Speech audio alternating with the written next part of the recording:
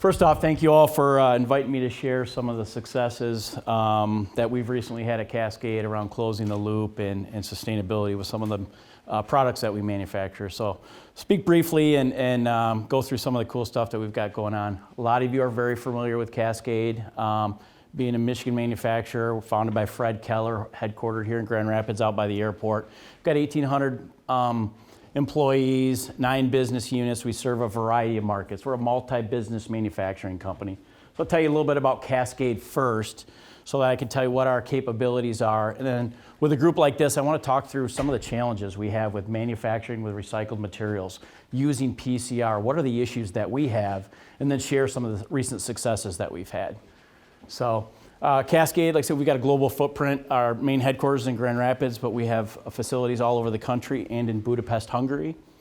Some of the different products that we produce, automotive products for GM, furniture with Herman Miller, large truck parts for Freightliner Mack Peterbilt with our CK Technologies division. The carts that you're all too familiar with, that's the Car Solutions group is the group that I'm involved with at Cascade. That's the one I know best. Noble Polymers is our custom compounding arm of our company. We've got Decade products and then Extreme RFID. So we're very diverse. So we do a lot of different manufacturing. Here's some of our customers. They run the gamut of large companies and also small companies as well. Manufacturing capabilities, 11 plants, 1 million square feet of space. We have the biggest, or used to be one of the biggest presses in the world, our 9,000 ton machine at the Bursma plant. Our presses range from 50 ton to 9,000 ton. So 50 ton, real small, fit on top of a table. 9,000 ton is about 3 times the size of this room. So most of the stuff that we do at Cascade is large tonnage injection molding. We do complex geometries, chair backs, automotive parts, structural requirements. We have a full range of material capabilities. We use the basics as well as engineering grade resins. So some of the challenges with manufacturing with recycled material. You know, first of all, it comes to part design. So when we're working with OEMs and even designing our own products, a lot of the issues that we have is all the design, all the FEA analysis, all the mold flow analysis. This is mold flow analysis. Shows how the material is going to go in that mold to produce that part. All this analysis is done with virgin material. The software is really not set up yet to use some of these recycled materials. And the issue with recycled materials is you have changes in flow, changes in properties. So that's a big thing, is thinking about how we design our tools, how we design our parts up front to accommodate recycled material on the back end. So make it a thought process up front rather than later. When we're running product with recycled material, we're going to run a higher scrap. It's the inconsistencies of the material versus a prime or a virgin material. You know, our melt flows, our densities, things are going to change. They're going to result in increased scrap rates, longer cycle times. Our overall efficiencies are going to be lower. So what do those all equate to? Higher cost, right? So that's a challenge. The biggest issue is consistency in the material properties. How the material is going to flow in the mold. We can run a Gaylord worth of material and it could be the best material we've ever run. We get to the next Gaylord and we can have major issues. There can be significant differences between different lots of material. And then the contaminants, it's a little bit better now than it was several years ago, but if we get metal and wood or any other contaminants in the machines, we're talking about $3 million machines, $1 million molds, very expensive equipment, and that can be damaged with the smallest piece of metal or anything that sneaks through. So at Cascade, what we do to eliminate that is we bring most of our recycled material in pelletized. So you melt it down, you get rid of some of that metal. Part performance is a big thing, right? We've got to meet a certain criteria. We're trying to lightweight, right? I mean, a large part of our business is metal to plastic conversions, lightweight cars, lightweight other products. The more plastic, the more expensive it is. So we're trying to lightweight it, but when we introduced post-consumer materials, you know, that changes the properties of the product. So we've got to design for that. We've got to think about that up front. And then our OEM customer requirements. We've got several OEMs. Our large automotive division, they're on the end. These are all big black parts that we paint in our facilities. They will let us use 0 PCR. That's coming from the OEM. Those are big, heavy parts. Same thing, we've got structural requirements for some of our chairs. It's got to meet this fit and function, so they're not allowing us to use recycled materials. That's coming directly from our customers. Color, that's the biggest one, right?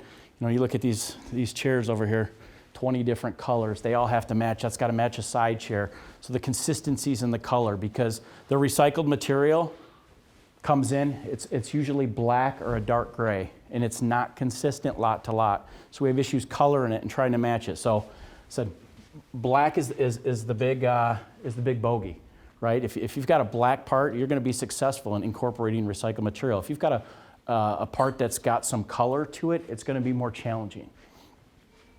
So if you take anything from this is the message that we got to break the paradigm. The paradigm right now is, if you're using recycled material, the first question I get asked when I'm with a customer, yes, put PCR in my trash can. I'd love to have that. My residents would love that. How much money am I going to save by putting it in? In the past we could, but the economy is not that way anymore. Things have changed significantly in the last 3 years. So is cost neutral good enough? If I can give it to you for the same price, with the same warranty, with recycled content, you as a consumer, as a business owner, is that good enough? So the perception, again, has not yet. We've got to change that paradigm. So talk a little bit about HDPE, because I'm going to share some of our success stories around HDPE. When we first started looking into recycled materials and incorporating PCR in our carts about 20 years ago, and we were taking every bit of HDPE we could, the whole gamut. We were getting bales from the Kent County MRF and just tearing them apart and trying to use that material. And what we found is, if this is the spectrum of HDPE, what we can use to make a successful product is about here. It's really narrow scope, really narrow focused. It's got to be a 5 to 6 melt, 9.4 to 9.5 density. That's important to us. Anything outside of that, our product is not going to perform. So with us, folks at Padnos are here, we're working on some projects with them, is HDPE, we get polypropylene in it. So there's certifications from these processors. With the amount of polypropylene. Polypropylene by nature it's stiffer and it's not as good an impact. Think about how your trash is collected every day, right? With that arm, isn't it? That's a significant impact. So if we get any more than about 15% polypropylene in ours, it doesn't work. So I know this is a little bit. We don't use any HDPE with until a couple weeks ago. We didn't use any HDPE that had any polypropylene in it. We've tried LDPE. That's readily available. It softens the cart. So we have to stay within the specification. So not all HDPE is created the same. So big dirty secret in the HDPE industry, at least the one that I live in, is wide spec. This is a problem for the recycled market, right? This is virgin material, or it's not virgin material. It doesn't meet the properties of virgin material. So for instance, it may have a different specific gravity. The tensile strength may be just a bit off. So manufacturers, Exxon, Chevron, these big companies are selling this at fraction of the cost. So if prime material for me, the difference between prime and a PCR is about 8 to 10 cents. So PCR is a little bit less, about 8 to 10 cents less. For for wide spec, 15 to 20 cents a pound. I got a 40-pound part, 15 to 20 cents a pound is a big deal. There's manufacturers out there that are just using wide spec, not using prime anymore, and they're passing it off as recycling. This is not recycled material. It's a way for the large, in my personal opinion, it's a way for the large chemical companies to kind of combat this issue with recycling. This is how they're doing it. They're going to sell us this material dirt cheap, so we use that instead of recycled material. It's hurting the environment. It's hurting our economy around recycling. So what are we doing to overcome the challenges at Cascade? So Cascade, we got a goal to use 25% PCR across the board in all of our products, which is difficult. I showed you the big parts that have 0, right? So very difficult. This has been a focus of Fred Keller. I've been there 20 years from day one when I was there. So it's a corporate goal. We're a B Corp, We're founded on the triple bottom line. This is what we're about. So here's what we've been doing the last 20 years in the cart business. We've been buying back old carts, which was our specification of material, working with partners like Padnos, Beta Plastics here locally, and others throughout the country to grind it up, get that material back, and put it in new carts. We're pretty darn proud of to have been doing that for the last 20 years. We use 60 million pounds of material in our cart facility a year. About 25 to 30% of that is this cart regrind. That's significant when you take it over 20 years. We're not buying this new material. This is material that's not going to the landfill. So we're pretty darn proud of that. Have been for many years. Then this happened, right? Changed the game for everybody, right? So for those of you, everyone in this room knows, China put the ban 2013, the national sword, they called it then, and it's progressed from there. They're not taking our recyclables anymore. We've been rolling out bins for recycling programs all over the country, and so put as much material in, we got value, it's worthwhile, send it over to China. That's what we've been doing for many years, and the economics around it was excellent.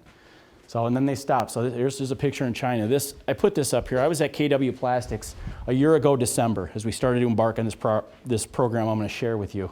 And this is what I saw. I could not believe the amount of plastic that was building up. It was absolutely incredible. So, again, just some facts on China and how that's really impacted it. I'm seeing recycling programs being canceled at an alarming rate. Just canceled because the economics aren't working anymore. 2.6 million pounds in Houston alone went to the landfill. It's just crazy.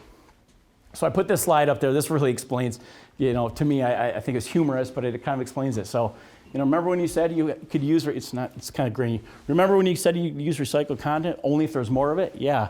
Well, I got about 1 billion pounds that's not going to China this year. That's the condition that we're faced with that, as a recycling industry. So Cascade, we said we got to do our part. We're working with Waste Management. Waste Management comes to us because KW Plastics is where most of the plastics throughout the country and the curbside programs is sent. KW Plastics was going to shut their doors to Waste Management, Republic, all these big companies. Waste Management comes to Cascade because we're their cart manufacturer. They're 30% of our cart business. And said, we buy a 40-pound product from you. We buy $750,000 a year. What can you do to help us out?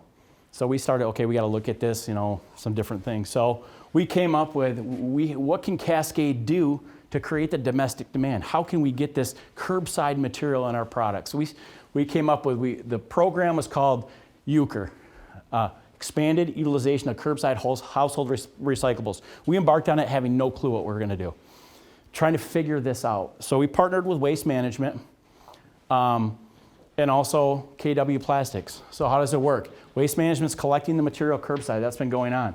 They're sending it to KW. So we've worked with KW Plastics to develop a resin that we can use at 10% in our carts in a black cart only right now. So we're using 10% curbside recycled material out of the bins back into the new bins. So I had a lot of people say, Brian, you've been saying for 30 years, 20 years, Cascade's been saying I put 30% PCR in my carts. Well, we did. This is different. This is curbside material. So we've kind of coined the term, instead of PCR, it's PCCR, post-consumer curbside material.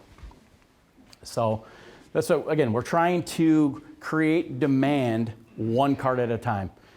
I've got 6 major competitors nationwide, and they're going to be on this, right? So we've impacted it. We're the first to market, but we know they're shortly behind us, and that's a good thing. We're creating this demand. We've got to create demand for this material as a manufacturer, so then now the plastics processors want it, okay? Now Waste Management and the other haulers can get paid for that material. We can create that economy for that material, create that demand. So if I'm using it, I create the demand, it's good for the entire system. So right now it says currently offered in black. In the next 30 days, we're going to announce it's going to be different colors. So we've kind of cracked that code working with a few local color houses as well. And that's a big deal. Black is 10% of our volume. Waste Management's our biggest customer. Waste Management, that green color is 60%. So it's a big deal. We're going to use a lot of material. So what's next? This UCR program, we turned it into the Eco Cart. Now what else can we do with that? This is kind of some of the other things that we've been noticing. So our customers are beginning to tie brand recognition to the problem at hand. Waste Management, perfect example. And now we're dealing with Ford and GM. They came to us and said, we need to do something about this. We went to Waste Management for years and said, hey, if we could offer you a black card, I can put more PCR in it. And they said, yeah, Waste Management, think green, right? That's our tagline, not gonna work. We went to them last year and they said, yep, we'll do it. And they've done it. So they're backing that up. I first presented this concept at the Michigan Recycling Coalition show last year. We've since been talking to Ford, GM, Chrysler about this material. How do we get it into the products that we're using for them? How do we get it into products we're not manufacturing for them? How do they create that demand? So for us in the carts division is, okay, 10% is great. You know, that was the first step. That's step one. So now we're working with some local folks of Padnos here in particular and trying to get that material here locally and trying to do some things with that material that maybe some of the bigger companies like KW Plastics won't do for us. They're not that flexible.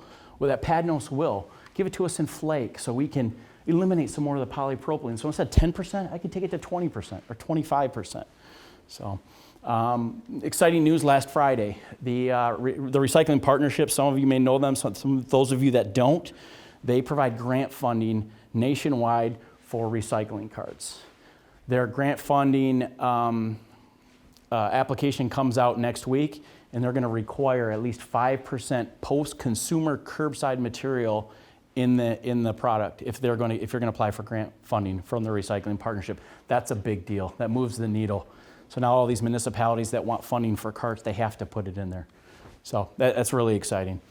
One other thing I threw this in because I think this is really cool, and this is something we just started working on. I'm not the expert in it, was UBQ material. I'm sure a lot of you have heard of UBQ. It's Israeli technology.